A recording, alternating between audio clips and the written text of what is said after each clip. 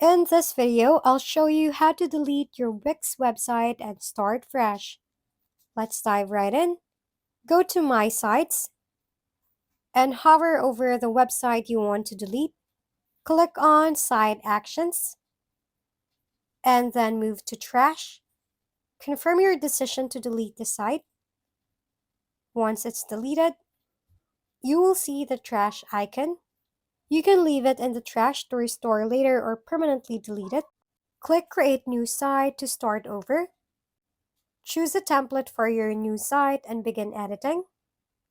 Make your changes, and they'll be automatically saved with autosave.